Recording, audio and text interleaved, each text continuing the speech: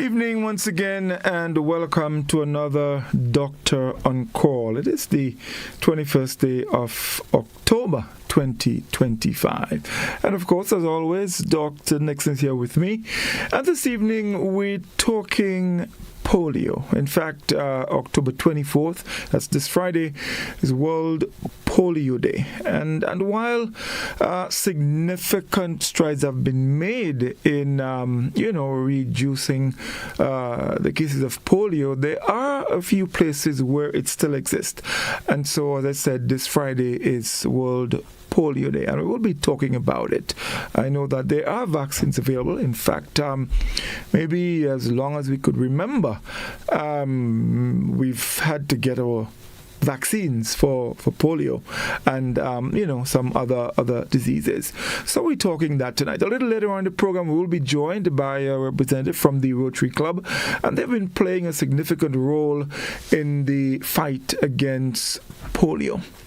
So we're talking polio this evening. Dr. Nixon, good evening and welcome. And just before you coming, I forgot my manners. Let me welcome our viewers on GBN Television 711, our friends on our Facebook page and YouTube channel, and of course our listeners on K105 FM. It is a pleasure as always to have you with us, and we're looking forward to a wonderful discussion as always. Doc, good evening and welcome. It's good to have you back. Thank you. It's good to be here, and it's good to have had rain this weekend. Oh yes. Especially since I haven't been having water. Yes. So I hope everybody's safe. I hope everybody's well, and it would be really nice to see your face because I can't see you. You're not seeing me? No, I'm not. That's strange. My video is on. Everything. I'm not sure what is happening. We keep talking, but I'm not seeing you. Well, I don't know what's happening here because I'm seeing you very well, all wonderfully clad in my favorite color, blue, of course. Yeah, we're in my Rotary pin. I'm also a member of the Rotary Club of Grenada. Yeah. And happy to have my president joining us later to look at how Rotary has taken on the eradication of polio globally, all over the world, as one of his major tasks. And as far as health goes, in its health among its health portfolio, here Rotary is also working with us on childhood preventing childhood obesity. Mm-hmm. So we'll talk about that after. Yeah. And as I said earlier. Yeah, what you're saying? Yeah. No, as I said earlier, I know there's significant efforts have been made or strides have been made in eradicating polio. But of course, like everything else, you just cannot sit by and, don't do anything, because polio is caused by a virus, and, we know how these operate. So we cannot take anything for granted. We may not be hearing anything about it now, but you never know. You just don't know, because these microscopic viruses, they can behave in ways that and they can be very devastating. Really, that's right. Really don't know, and so we must always be on guard to protect ourselves and our loved ones against these viruses, and especially our children, the most vulnerable of our population. Yeah. So, Doc, because polio is actually a childhood disease, and it's not that people who have grown out. Once you've passed that childhood age, you can get polio. You still can get polio. And the truth is, the suspicion will even be less. And there are people, we can die as adults from polio. Right. So let's put it into perspective. Polio, short for poliomyelitis. Doc, what is it? Let's kind of go through it and, share with our listeners what this is all about. So you said it, the polio, and it's almost bad to give poliomyelitis a cute name like polio, but it is what it is. For memory's sake and for understanding, it's a disease that mostly affects children. The most severe effects are on our children, because it takes so much away of the entire lifespan if you become infected by polio. Severe infections, right?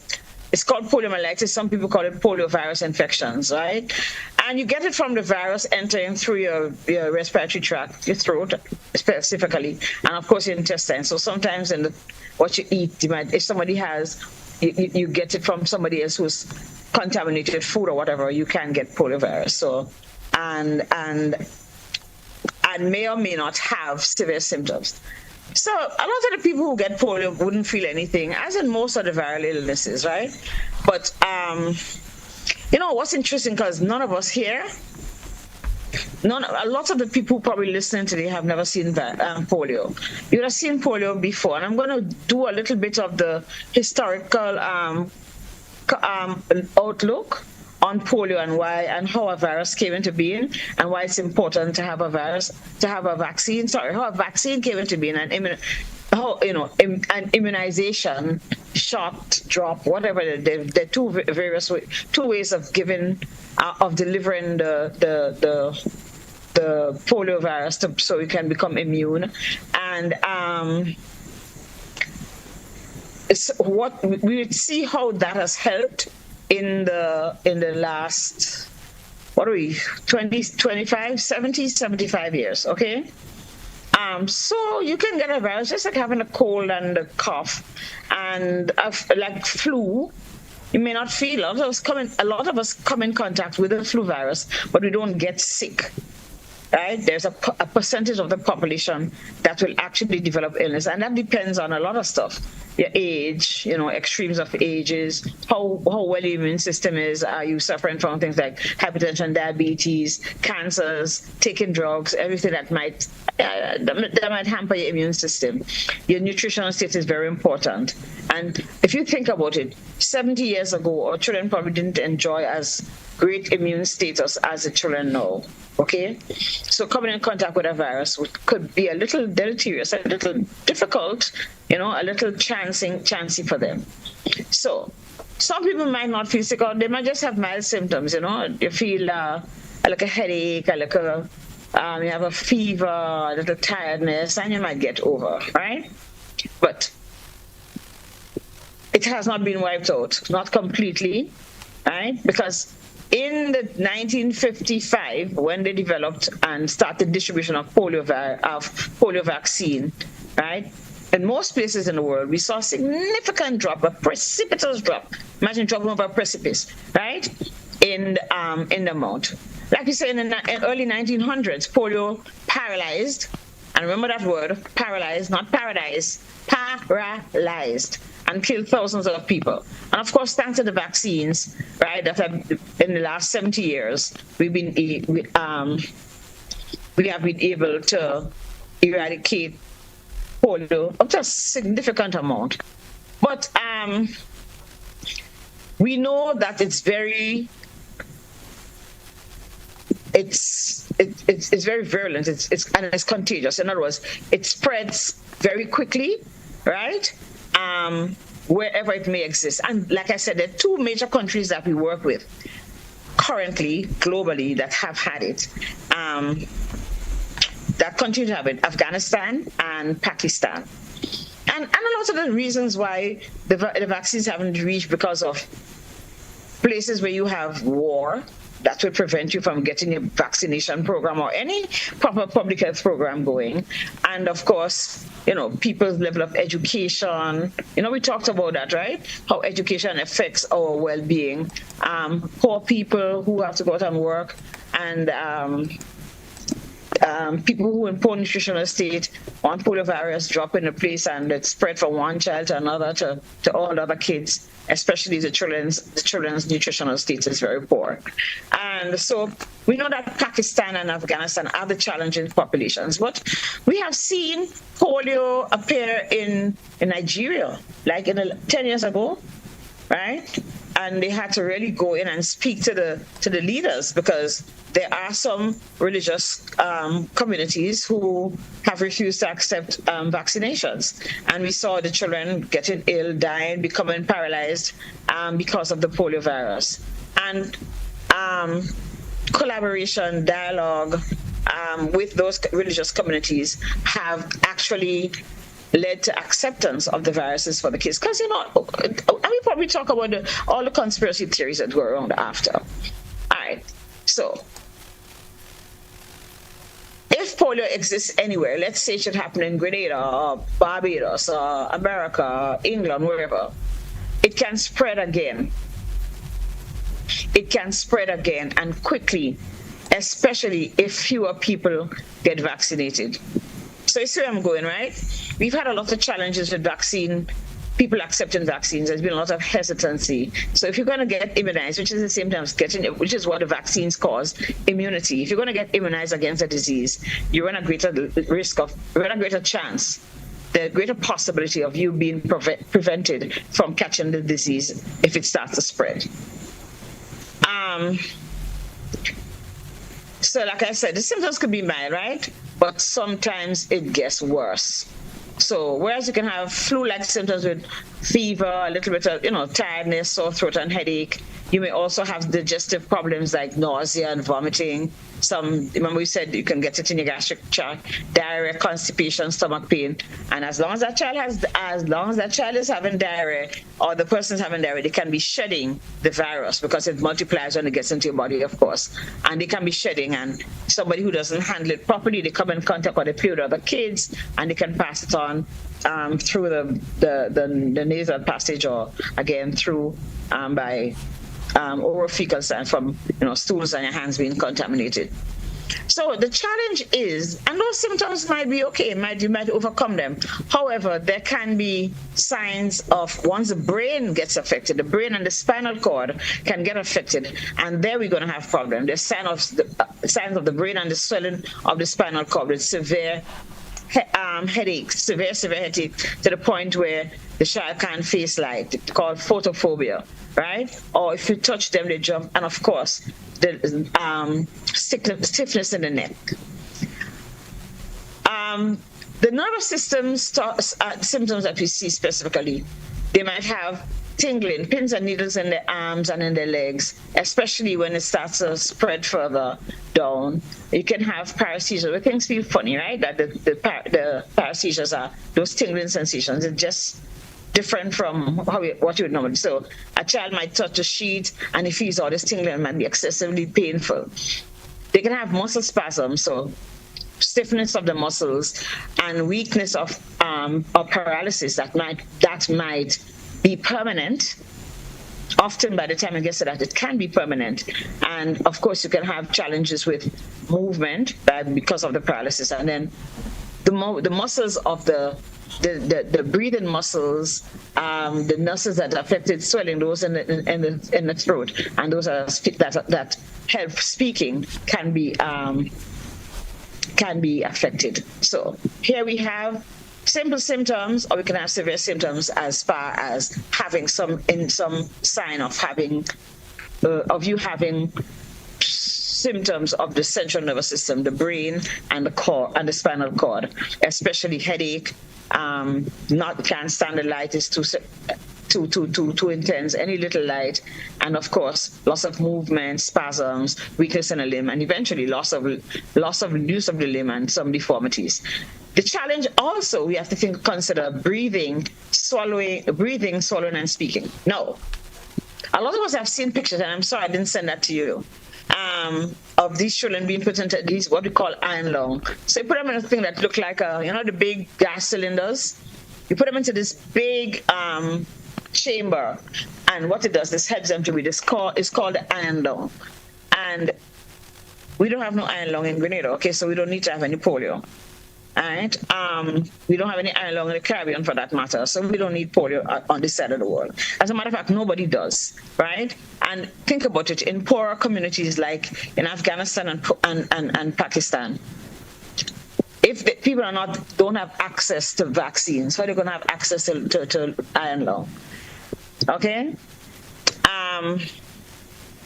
Remember that a child has flu-like symptoms, so you also might be sneezing and coughing. Okay, and that will spread it through the air or through contaminated food and water, like I said. So how you get polio? Somebody has polio. If you don't wash your hands after you go into the bathroom, that's why we have to teach our children. And I think our children got to that when we had COVID, about washing their hands and singing the happy birthday song or using hand sanitizers, right? So if you don't wash your hand properly, you go to the bathroom, you may touch a surface where somebody is who have polio and who wipe themselves might have touched the surface and you put it in your mouth subsequently. That is why it's important to ask our children to wash their hands before they eat. Or everybody should be washing their hands before they eat. We may drink or swallow dirty water. So if we have challenges with where we get water, everybody go to the river or we go to somewhere common and we dip up water.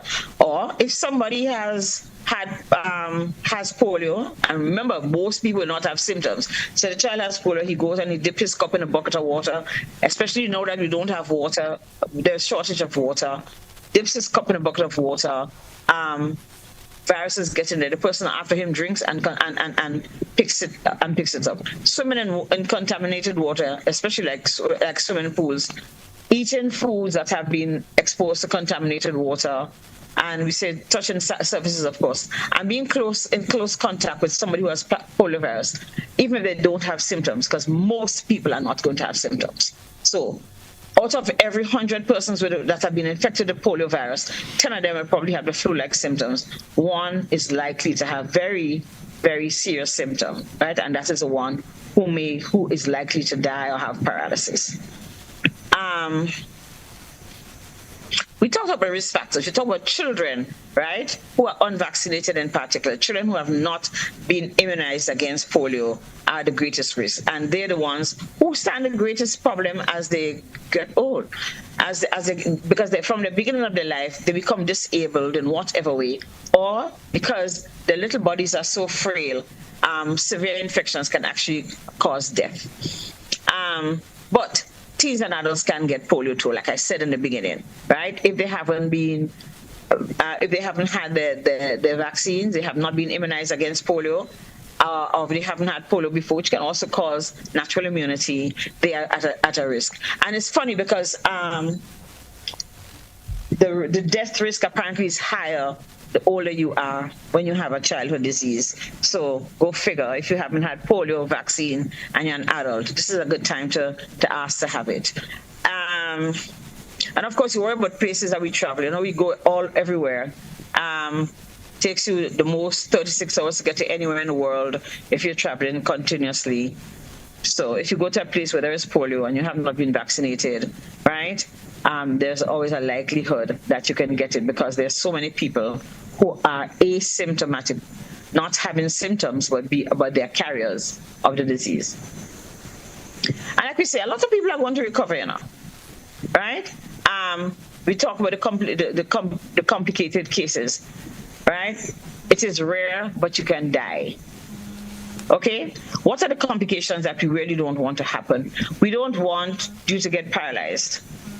And we all know a few people who have had polio, but they're probably 70 years old or close to that. We haven't seen, and I think a lot of us are taking chances with how much immunization we ensure that we get, simply because we haven't seen the outcomes of some diseases like polio that is very vivid, that the symptoms are, you have children who can't walk, who are in wheelchair, who end up walking with a severe limp, you know, and become severely physically disabled as a result of something that we can prevent by a vaccine. We talked about having an infection in the brain and the spinal cord, that is meningitis or encephalitis, and you can have meningoencephalitis, both of them. That can cause you to have seizures down the road, that can have learning challenges that come with it. All right? And you can have a post-polio syndrome. After polio, you have new weaknesses and pain and fatigue that recur years after you've recovered.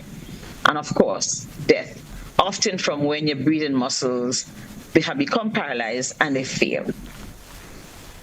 Now, hear me now.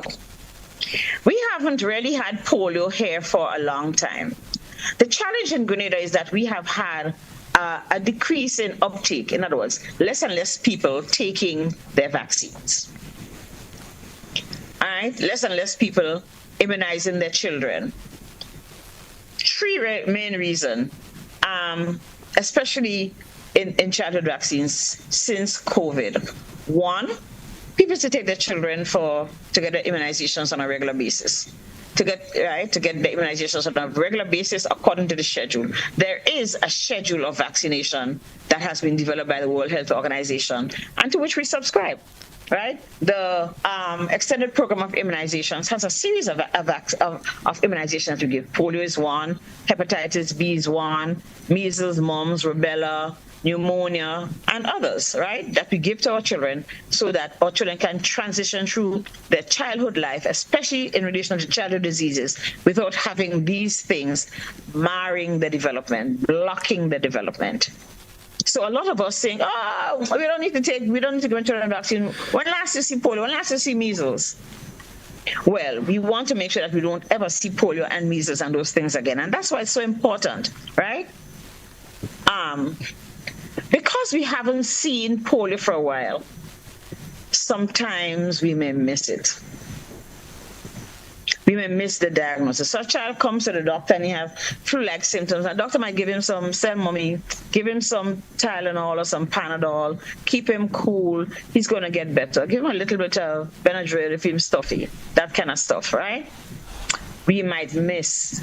Our index of suspicion might fall. We might not think of it if we don't know that there's polio around. And unfortunately, there will be victims long before we recognize, right? And because these diseases are spread so quickly and so very contagious, we might miss, and we'll have people in our population who develop polio. The other thing is that when you shed virus in your stool, in your number 2, right, and it goes into the sewer system, it stays in there for a long time. As the people who have to figure out what are the contents of the sewer every so often, and they tell you they buck up poliovirus, and they buck up chikungunya, and they buck up the other things that people eliminate through their stools. So you never know. You never know one day when the sewer water happens, God forbid, to contaminate the normal, healthy drinking water, the potable water. God forbid that should happen. That can be catastrophic. Okay? So how do we diagnose polio? By guessing. By guessing that this is what's happening. You know?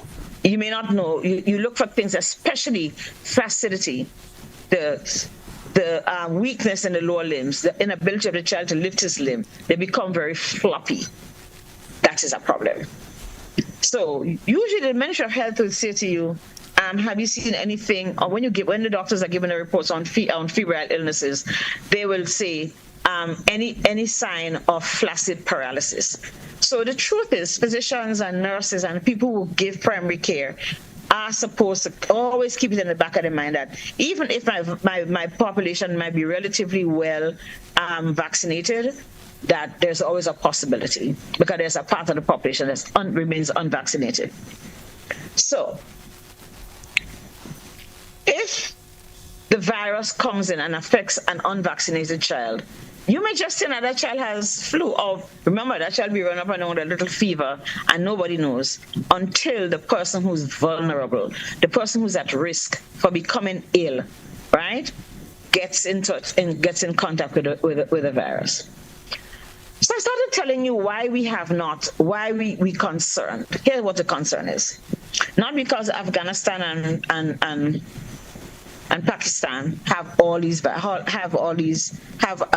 still high percentage of their population and are high risk of getting polio, but because since COVID we have not been going to the health center. Our parents have not been taking the children as readily, right, as readily as they should to get a vaccine, because a lot of things happen at COVID. The nurses were mobilized elsewhere, people had to stay inside, and we lose habits.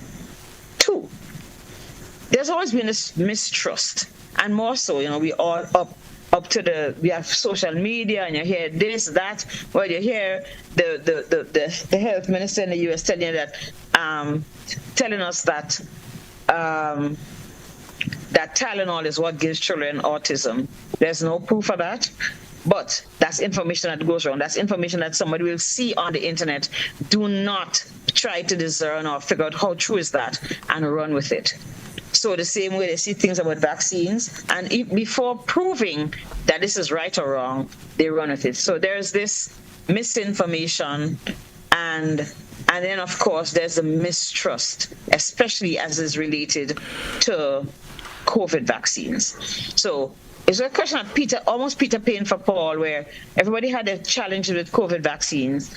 We have social media where information is always there, and most of it could be misinformation, but it's there and accessible to everybody in the public, and they act according to what they believe.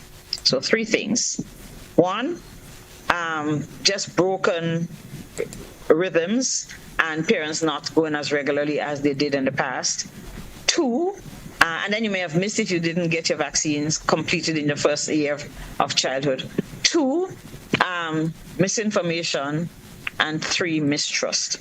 So that is what we have to, each Grenadian citizen and each person who's listening to this program tonight has a responsibility to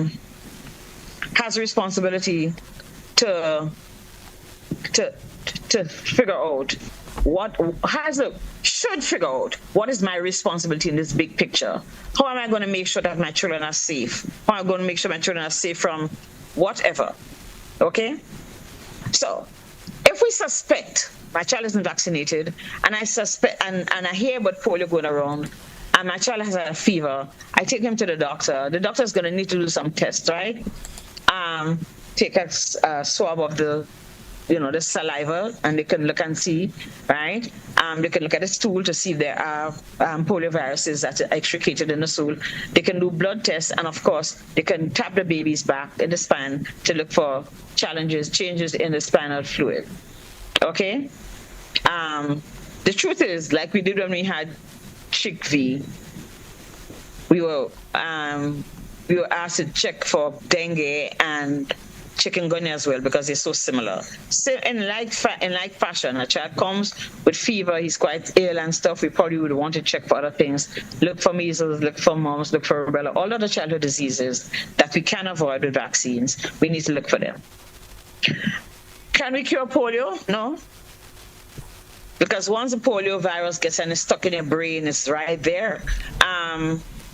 Once it causes damages to your muscles, the breathing muscles, the speech muscles, the muscles that you walk with, the limbs, the hands, you might get physical therapy that may help to reverse some or help those symptoms, make the muscles a little less weak, right? The paralyzed and weakened muscles because of physiotherapy, you might be able to gain some strength, right? And if you have problems with your breathing, you will need to be on a ventilator, which is what we have now, which used to be the iron lung, So, also, there's no medicine that can make it go away fast. We only have one option, and that one option is to accept prevention, primary prevention. Okay? So I want to talk a little bit about. Do you want to ask question, Godfrey? Yeah, just before we go on, so we've been joined by Miss Julia Lawrence. We just want to welcome her. Miss Lawrence, good evening, and it's nice to have you joining us.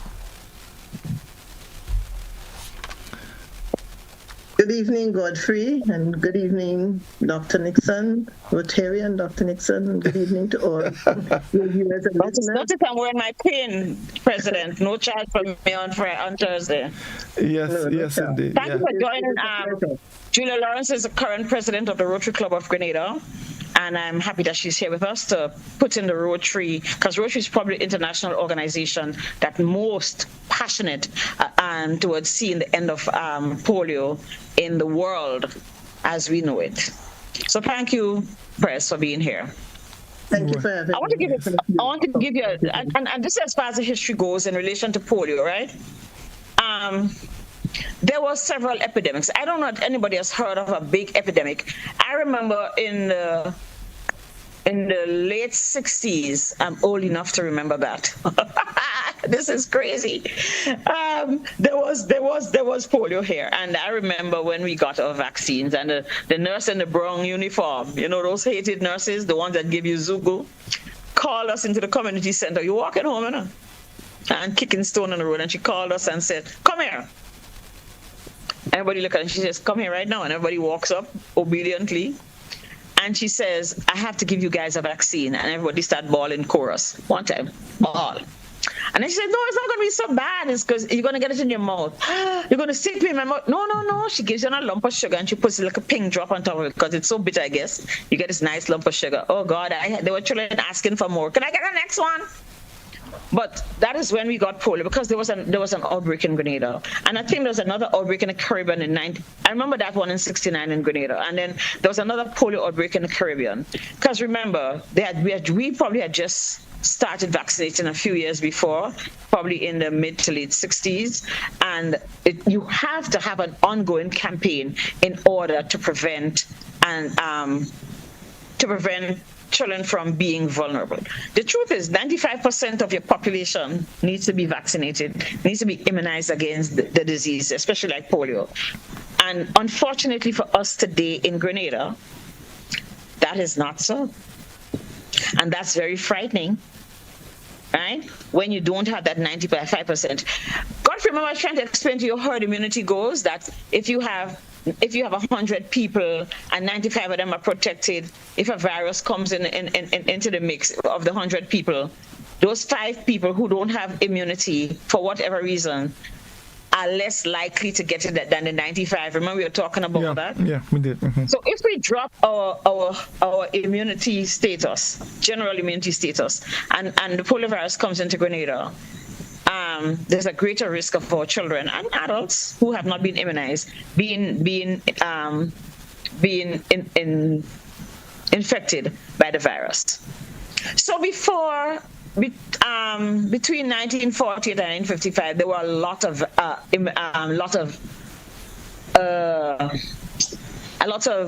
epidemics.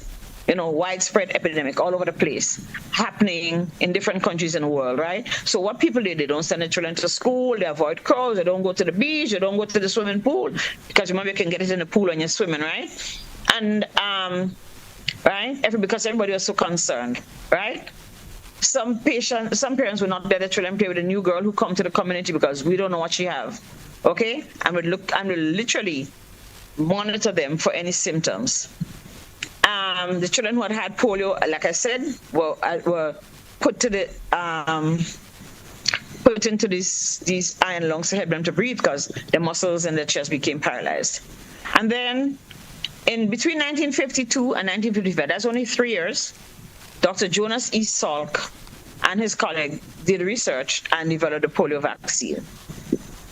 Right? It becomes licensed in 1955.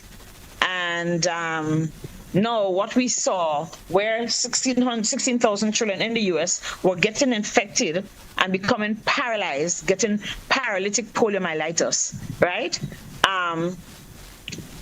There was a drop. And by 2023, there's no child that we have seen that has had paralytic poliomyelitis, according to the data coming from WHO. Doc, a quick question.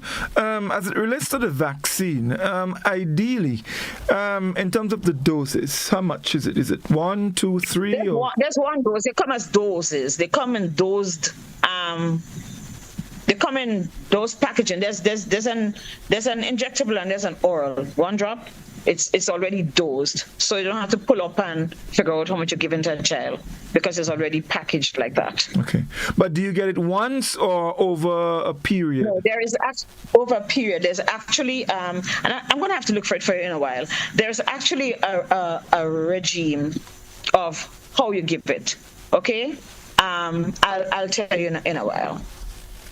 So 1961, there was a second vaccine and a third vaccine. We've had a lot of conversation about COVID vaccines and all the different vaccines, but research brings research, okay? And that is what it is. Today we can get oral polio vaccine, and children who have high poor immune statuses also can get a polio vaccine. There's special ones that are made for the kids because how do we do vaccines? Sometimes we use live viruses, live attenuated viruses. We kind of paralyze the viruses, and once it comes into your body produces antibodies against it, right? And the antibodies are those compounds that will fight the virus if it appears again. Or you can have some children get antibodies. So those are the kids who can't deal with the live attenuated viruses. They get antibodies, and that's the difference. Okay, lovely. So maybe we could just pause here and bring in Miss Lawrence to talk a little bit about the work of the Rotary Club in the eradication of virus. Miss Lawrence, again, welcome, and it's a pleasure. Let's talk a bit about the Rotary's involvement in the fight to eradicate poliomyelitis. Okay, well, first of all, let me say that we're not speaking specifically of the Rotary Club, but we're going to talk about Rotary International, which is right. Yes. Okay. Worldwide. And Rotary International, as some of you may know, is an organization of volunteers. We're all volunteers, and you have some 1.2 million of us worldwide. Yeah. And over the years, the eradication of polio has been, I think, the most significant effort that Rotary International has undertaken and most long-standing. As a matter of fact, I think it was in 1979 that they undertook to try to eliminate polio. They started in the Philippines. But since then, they have continued over the years, along with other partners, and helped immunize more than 2.5 billion children against polio in 122 countries. And as has been mentioned earlier, there is only a very small portion of the world now that is not vaccinated. We've reduced polio to 99.9% worldwide. And we won't stop until we have seen an end to that disease. Mm-hmm. Reduced by 99%. By 99.9%, yes. Right. And that's a major achievement, huh? It is. Let me just sort of try to get some more information from you. Yes, and while we understand that Rotary International is doing all of that, how was it done? I mean, we know that vaccines have been, given, but what did the Rotary do? How were you able to get access to all of these and make it happen? Well, we work with partners, yeah? Mm-hmm. There are a number of partners. As mentioned earlier, you have what is called a Global Polio Eradication Initiative, which includes Rotary, UNICEF, the CDC from the US, WHO, and primarily a big contributor is the Gates Foundation. Just to elaborate, that is the Bill and Melinda Gates Foundation, and they have been significant donors, so they provide funding for that particular initiative. And for every $1 donated to end polio now, and that's from the Bill Gates Foundation, for every $1 donated, up to $50 million per year, the Gates Foundation gives $2 to eradicate. Every dollar. For every dollar, up to 50 million. So we aid in the funding, we aid in awareness. We would negotiate with governments, to get access and to provide the children in the far areas which are almost unreachable, to try to get access, as I mentioned earlier. We volunteer and we partner to try to get persons immunized. Okay, lovely. Dr. Nixon, anything you want to add in here? No, yes, I want to add one thing. That governments take on disease, especially in their primary public health campaign. The truth is, you often need partners, and without having viable partners to work, the governments alone cannot do this. Okay? So it's important. Rotary is probably Rotary is the organization that focuses on polio globally, all over the world, everywhere in the world, so much so that Rotary recognizes World Polio Day as part of its existence and whatever it takes to the fore. But I think all of us have to understand that it is a partnership, and part of this partnership includes families and churches and schools and just mothers and fathers and workplaces and unions and people who say, "Hey, we have to protect the well-being of our children." Okay. The government alone can't do it. They have a role. They have a role to lead, but other people have to come in and push, right? So that and support the government as partners, whether it's for funding, whether it's for mobilization, whether it's for just going out there and volunteer and organizing a health fair, whatever it is. You have to have partners for success in big public health campaigns. And of course, polio, as it was, if you come down to 99.9%, imagine how much support they would have gotten from a non-profit, non-government, just community-based organization like the Rotary Club. Okay. Rotary International. Rotary International, yeah. Ms. Lawrence, this Friday, World Polio Day. The Rotary Club of Grenada. Anything planned? Is there anything to sort of, make a little noise out there just to remind people of what happened with polio and where we are today? Yes, certainly. It's not just Friday. We have a number of activities. So we're starting with this one, thanks to our Dr. Nixon, and World Polio Day, primarily, it's about awareness, creating awareness of the progress that has been made and what needs to be done. Yeah, so this is part of our awareness program starting today. We're going to have a couple of news items in the course of the week. On Thursday, at our club meeting, we have a number of initiatives. We have a talk by a polio survivor who would come to relate his experiences at our club. We'll be doing a bit of fundraising among ourselves because as Rotarians, we contribute every year to Rotary International's fight against polio. So we will kick off our fundraising and we will go online. All our members would be required to go online and donate on Thursday at our Thursday meeting. On Friday, we will be collaborating with the Ministry of Health and TAMCC, and there will be an education stroke awareness program over at TAMCC, which will be, again, led by Dr. Nixon, and we have someone from the Ministry of Health, and speaking to the students about the importance of a vaccination and the implications re polio. Mm-hmm. Okay, wonderful. Quite a bit. Dr. Nixon, you definitely are deeply involved with that, and not just that, a lot of other stuff, because a lot of times when you hear of this foundation or that foundation or the other foundation, you hear Dr. Nixon's name. Very busy when it comes to getting that kind of work done. So from where you sit, let's talk a little bit about your involvement in some of the activities to raise awareness for World Polio Day. My specialty is public health and mostly global health. So I look at how diseases affect very large populations globally.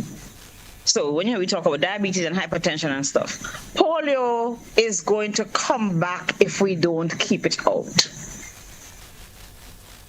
And the only way we know to keep polio out is by ensuring that a population is appropriately covered.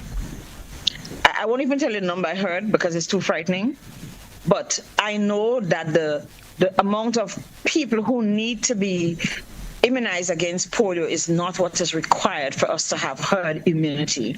And so it became a big concern, and I shared it with my club. And I'm particularly concerned because if we go under a certain percentage, we know that we're really in trouble. We don't even have money we depend on our vaccines from the support of people like the Global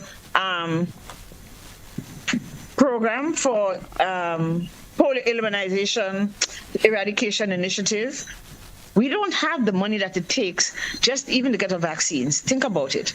And while we have a good network for delivering immunization to our population,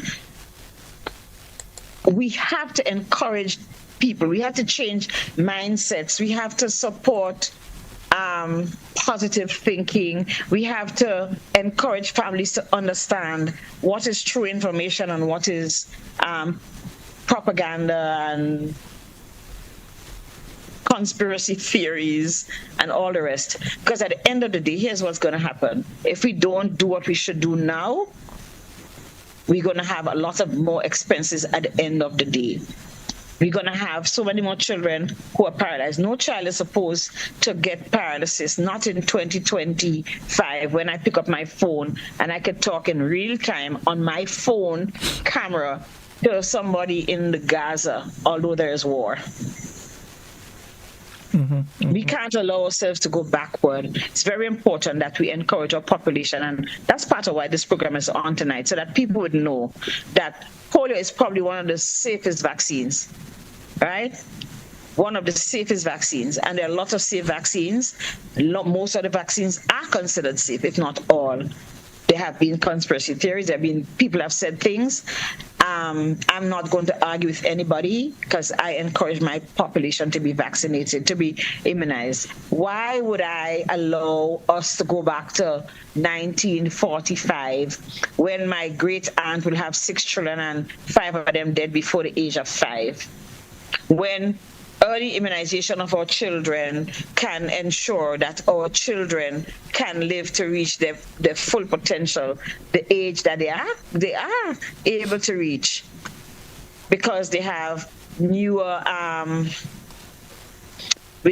vaccines, we have better food, we have better education, and all the rest of it. People can understand better, and there's access to care. Okay? Why would I want to see my population die from a disease that I can prevent? Go figure.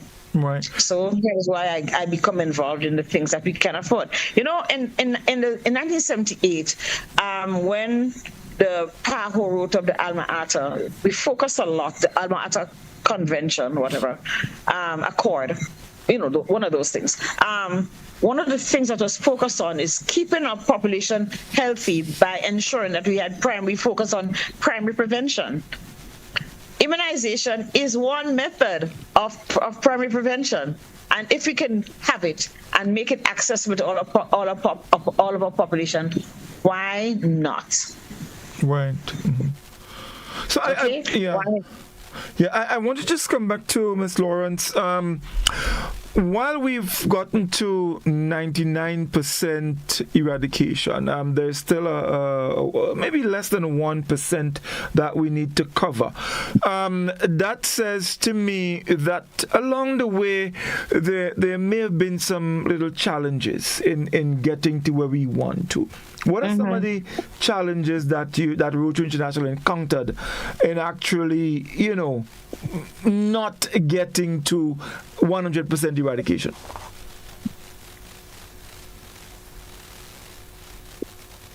I think Julia. Yes. Are you there, Julia? Yes, she is. Oh, you were stuck. You were stuck for a minute. Yeah. Yes. Yeah. The two countries where the virus continues really are Afghanistan and Pakistan. You may have other cases elsewhere, but those are the two main. And the primary challenge there is the geographical isolation, and also you have conflict in those areas. Mm-hmm. So they are difficult to reach. You have poor infrastructure. And again, as mentioned earlier, you have cultural barriers. You have some religions that do not, accept or accede to vaccinations of those types. So those are the primary obstacles that have been faced. Right. But in addition to that, and I want to just sort of come back home, and maybe the Caribbean by extension. We've seen the challenges we've faced with the COVID, with people wanting to actually take the COVID-19 vaccine, and we know where we are with that. People are still, as Doc said, there are other conspiracy theories about that. Do you think that could sort of have a domino effect on the necessity of having other vaccines, get people to take other vaccines, to accept other vaccines? I mean, polio? Mm-hmm. Yes, certainly. So how do we deal with it? More awareness of what we're doing today. Yeah. Mm-hmm. More awareness campaigns, that is critical. You see, what it is important to know that polio, there is not a cure, but it is preventable. All right. Yeah. So we want to prevent. And I think, once we can end polio, because we as Rotary would say, we're this close. And until we end polio, then every child is at risk. Because as Doc said, how easily it can spread. And we need to have the herd immunity. And we need to have persons immunized. So the persons who have, as I think post-COVID, we know that we've heard a lot of theories about vaccination, and that certainly would have impacted, because I'm sure the studies will show that there has been a reduction in the uptake of vaccination since then. So that certainly would impact the effectiveness of the campaign. But we would not give up. We cannot leave any child behind, and so we will continue to advocate. We will have our awareness campaign, we mobilize our support, continue to volunteer, fundraise for this, because it is critical. Yeah. Right. Doc, I want to bring you back in here. You seem to have gone... Right. Yes. Right. Now you're back.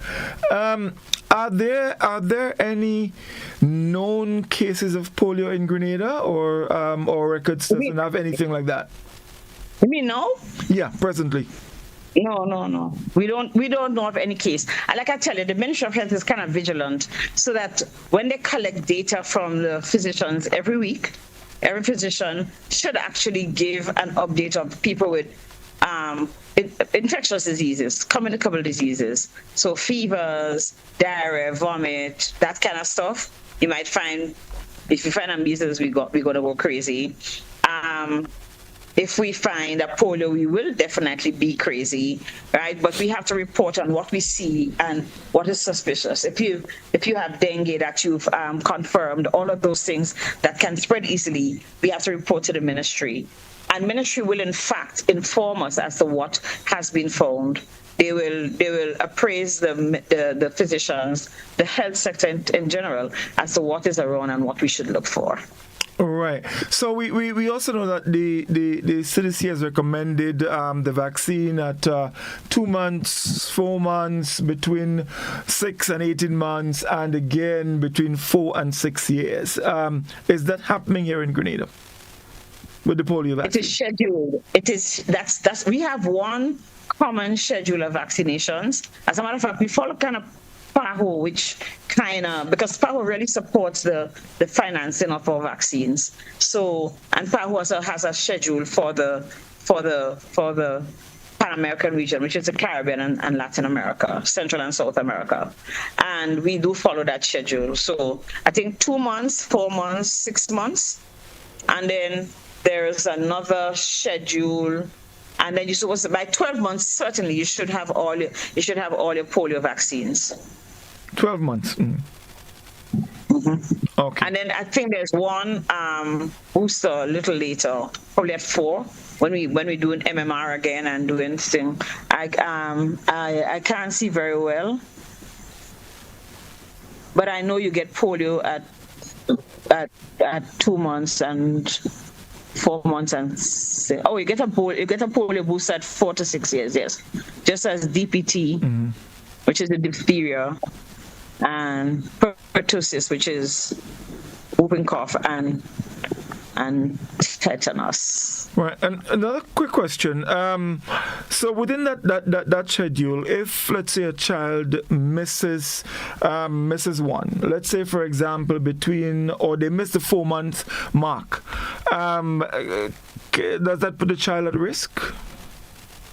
It puts the child at risk, but there's a possibility of up to date. I can tell you, for example, when you go to university in the States, you have to have all of these, okay? Although they don't do it, but if you come in as a foreigner, you have to have all your shots. You don't have it, you have to update your shots. So you could be 18 years old and have to go and do all of your shots. I can tell you that much.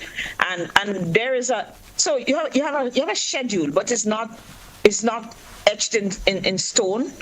And the vaccine facilitators, the nurses, the people in the center will facilitate a child getting back on the rhythm, getting back into schedule. Okay. According. Right. And by the way, those vaccines are free. Mm-hmm. The vaccines that come on the vaccine schedule are free. You probably pay for vaccines.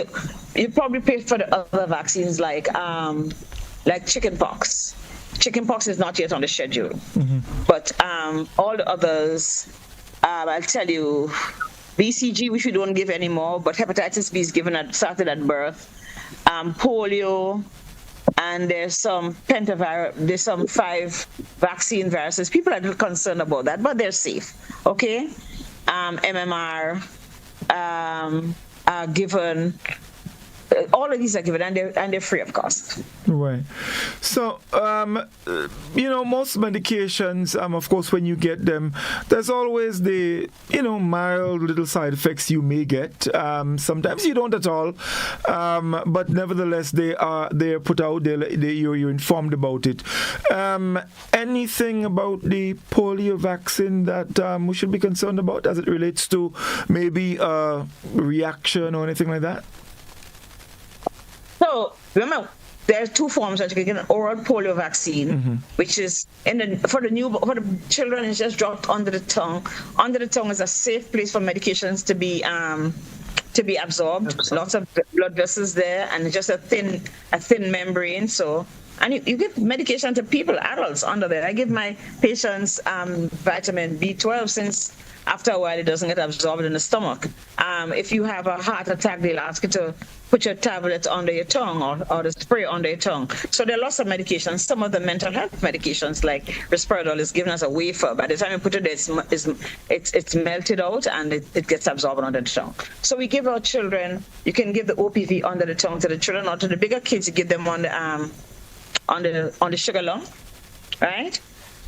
When you give somebody a vaccine you give anybody an injection, and every vaccine, vaccines have different methods. You can give subcutaneous, intradermal, intramuscular, whatever.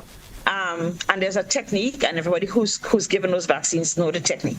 But everybody's a person, and everybody's a person and an individual who may have you might have irritation. The children get a little fever, they get irritable. You, however, have to make sure that this child has not been having a fever, doesn't have any infections that's ongoing. You examine the child, make sure the child is not having stiffness in the neck, which could indicate that he has meningitis and stuff. So you give the vaccine to somebody whose immune status is good, right? If you have a child who have a fresh cold and him coughing and they have pneumonia or you have severe cold, you're not going to give him a vaccine. You tell mother, come back in 2 weeks when he's settled down, or a week if he's okay.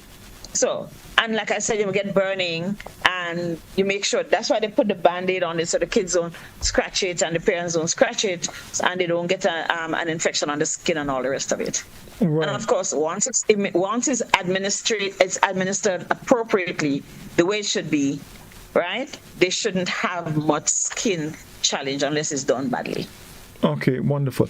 I want to go back quickly to diagnosis. And we realized from our discussion earlier that some of the symptoms are very similar to a lot of other conditions. How do you determine as a physician that this child with this symptoms, similar to, like we said, many others, is probably coming out with polio? Or has the polio virus? So let's say this is a child who's going to be patient 0, the first person who comes in, right? There are questions that every physician is supposed to ask a mother who brings in a baby.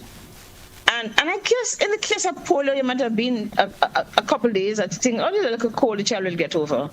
But the child may already have had stiffness or flaccidity of the limbs. The child might have stiffness in the neck. But you have to ask questions. How old is the baby mother? He's 6 months old. Does he have all his vaccines? So you have to have some index of suspicion, right? Especially if you hear that they had polio in New York. Mommy, did baby go to New York recently? Have you come on the plane? Yes, we came home yesterday. And he's not eating, and usually thing when children have symptoms, not eating, and him cranky, and him crying all night, and we see him rubbing his head or tapping his head because his head probably hurting. And so you have to have an index of suspicion, especially once there is one case or 10, any cases announced, through the CDC information is disseminated to everybody. We have seen 6 cases in the Bronx or 200 cases in wherever in Pakistan. The information is around, so ministries of health are supposed to disseminate the information, whether by a news release or stuff. But you have to ask the mother certain questions. Is your baby immunized against everything? Right? And you have to do a proper examination. Okay. Mm-hmm. And of course, you'll be able to determine that. All right. Yeah, also, hold on, before you go, and you're also obligated. Well, if I have a baby who has polio, I'm not sending him home. Unless if the child were even if the child were recovering, you have to let the public health. That's one of the diseases that you must report. Obligatorily, you have to inform the public health people that you have, even if it's a suspicious case. But if the child has polio, I probably won't be sending him home anyway, right. And he's going to require isolation from the other kids. Because if he's sick, he probably could get what other kids have too, so remember that. Right. So if a child is diagnosed with polio, and you realize that that child did not get the vaccine, what happens? How do you treat that child? Well, if a child gets polio, the child will most likely get natural immunity. Right. If you got the disease. Like, didn't you get measles as a child? You catch measles? Yeah, I think so. I did. You never had diapetes up your jaw like so? No, but I had measles. That was mumps. Mm-hmm. Yeah, I had mumps. I remember that. And we were kind of seeing who diapetes nicer than who others, me and my neighbors. But you may have a child in your community who has had the disease, right? And so there are a lot of reasons why we suspect, but you really should report that child, and that child needs to go into the care of needs to go into a hospital for follow-up. Because that child is going to need recuperation, physiotherapy, and all the rest of it. And of course, they will take swabs and all the rest and send up to CARFA for confirmation. Okay. So, but a child diagnosed with polio would most likely recover, as you said earlier. But with that comes the natural immunity. No, there's always this one child who's probably going to get so very ill that he's going to have physical disability or he's going to die. Okay, there's all because of difficulty breathing and all the rest of it. If you have a respirator might help, but you take him out of the respirator one day and he stop breathing because he can't. His muscles in his chest are so weak. Right. The other thing I remind you that adolescents and adults who have not been immunized, if they should catch polio, are likely to become very ill and have a higher risk of dying. Mm-hmm. I saw one set of statistics that said 15 to 23% of the people who get polio in adulthood can become very sick and die. Okay. All right. Great. So it's not too late. So let's say you had a 16-year-old who hasn't been immunized from polio, right?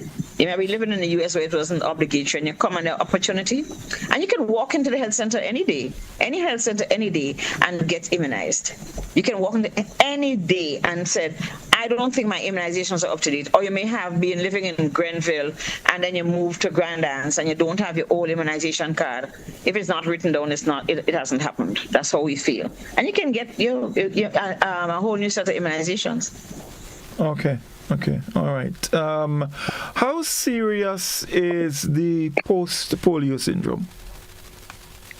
And I think that will depend on each person. But guess what? Have you ever met somebody who has had shingles? Shingles is a disease that comes from people who have had chickenpox. The same virus, the herpes zoster virus that causes chickenpox, causes shingles, and the virus goes along a nervous tract. So you might see it on the face, into the eyelid, but it goes along the nerve, the peripheral nerve, which causes a lot of pain. As a matter of fact, I saw a patient today, and that's one of the reasons why I thought of bringing it up. And she's fine. She doesn't have, because the herpes zoster, the shingles, right, cause, just like chickenpox, has these little vesicles, little bumps with water, with a watery substance, right? A watery secretion. You don't see that in a person who's had shingles, right? But some people have severe pain, debilitating pain, that you have to go in and find that nerve that is so activated and cut it, and some people don't. I guess in the same way, if you have had mild polio, you might get headaches and you might get muscular pains and, cramps in your legs, difficulty to ambulate sometimes. It depends on where you have had your symptoms. And I think it varies from one person to the other. Okay. And also depends on the severity of the disease that you suffered while you had polio. Okay. Well, one suffers while one had polio. Right, wonderful. So, Mr. Owens, I want to come back to you and let's just chat a bit again about your activities for the week as it relates to World Polio Day, because we're getting close to wrap up time. So, we want to make sure that message gets out there. Okay, well, we continue with our awareness, and that's what World Polio Day is about. Letting persons know what Rotary is doing and Rotarians across the world, what we are doing, our fight to end polio now, the progress that we have made. For this week, the main one that will involve our public, we have an engagement in conjunction with the Ministry of Health and TAMCC at TAMCC on Friday. I think that starts at Friday morning at 10:30. And that will be primarily for the TAMCC students. So that will be on Friday. This is our tonight is our main public awareness program. We would have some news items, again, making the public aware of what we're doing. Okay, wonderful indeed. So, there's another thing that we need to bring up. So, Rotary has a thing called the Purple Pinky Initiative, which is really, like when you go and vote, you put your index finger in the ink, in the purple ink. Rotary puts the people who go and who are immunized, or also, like in the case of our students coming up, we're going to invite them to put the pinky, the little finger, into the ink. As a matter of awareness, people are going to ask you, what's that? Get it, put it, go on social media, say, hey, we talking polio awareness, so that other people will see. And that's a Rotary initiative, the Purple Pinky initiative, where we stain our fingers and we tell people this is why it's stained, or you can initiate or allow people to ask you questions. So hopefully our young people will speak to the other persons. We're not going to see all of TAMCC, but whoever we see, we hope that they will share it on their social media, share it on the schools' social media pages, and of course we will share it with Rotary globally. Right, wonderful. Look, as we get ready to wrap, I just want to broaden the discussion a little bit, and of course, while we are raising awareness on World Polio Day, one of the most instructive things that come out of the discussion here is the importance of vaccines. The eradication of polio is 99.9%. We're almost there, and we got there mainly because of the vaccines that's been available. So the importance of vaccine comes heavily into play here. So I want you to use your few minutes, wrap up time to speak on that. Polio and then the importance of vaccines. So before we had vaccines, children did not live long, bottom line. When you're born in today's world, your life expectancy in Grenada, women for 74 years, men 71. In Japan, probably 80 a lot, 89 for women, and probably the men a little less than that, right? And there are lots of factors that are going to determine that. Children who are small, who have not been vaccinated, can acquire vaccine preventable diseases if they have not been immunized or vaccinated. Immunization, the thing you ultimately get from having had your vaccination, your vaccines, right? We urge our population to revisit that. The pediatricians in the U.S. have a saying that vaccines create adults, and it's very true, very, very true. Because a lot of us would not have reached to this stage had we not had vaccines. Among other things, like I said, improve nutritional state, education of parents, that they make better choices for their children, better housing, everything, running water, clean, potable water, etc. But vaccines have proven over and over, and not just polio vaccine, but other vaccines have proven over and over that they offer a child at birth who accepts, or whose parents accepts the whole process of immunization as is settled. It offers them the opportunity to become adults, to achieve their life expectancy, all other things being as good as it should. Okay. The other things, if you live in an environment where there's high crime, young boys will probably get shot and killed. If you use other drugs, people die in their 20s and 30s, that kind of stuff.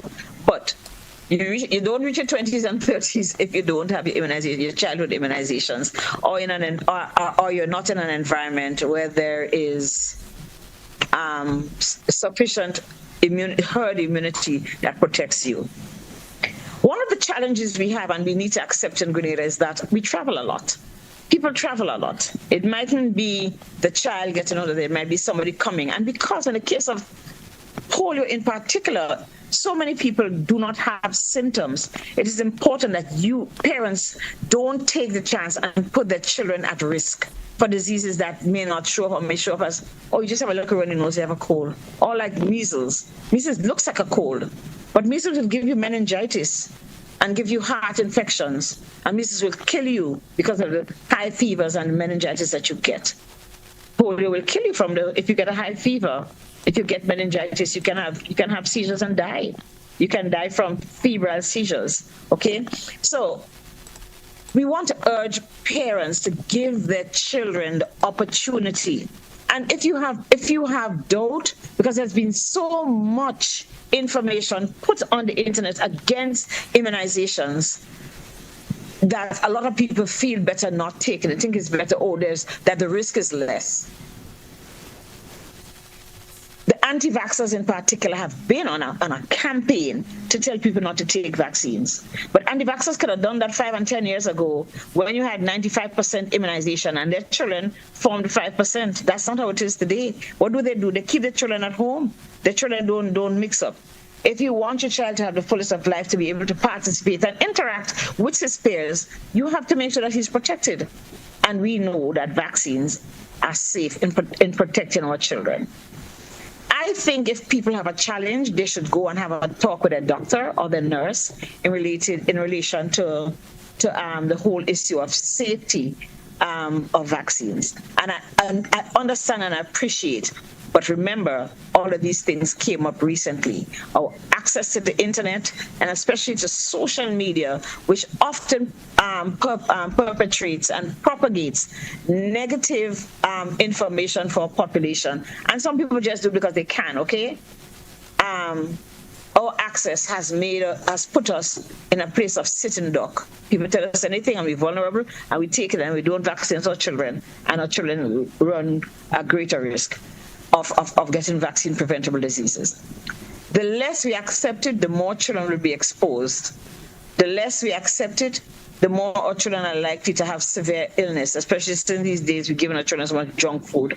The less we accept it, the more likelihood we are to have our own epidemic in an environment where we do not have resources to take care of severely ill children because we have been providing vaccines and a means of safely and proven prevention of those infectious diseases that they can catch.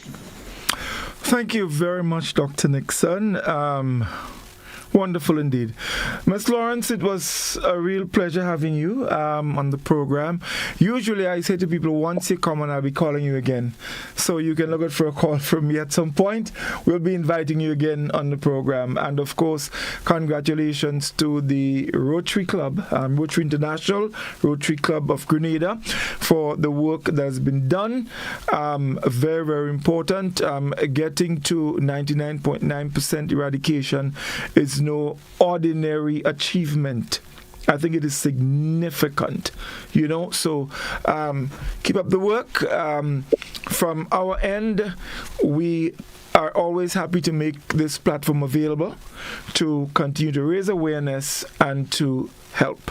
So thank you for coming on. It wasn't a pleasure. Dr. Nixon, thank you as always for being here. Our listeners or viewers, thank you very much, and we look forward to being back with you next Tuesday for another Doctor on Call. Thank you very much, and do have a good night. All the best. Thank you. Yes. Thank you, President Julia. It's been a pleasure working with you on this. It's my pleasure. Thank you very much. Thank you to you both. Yeah. Yes. Thanks. Broadcast.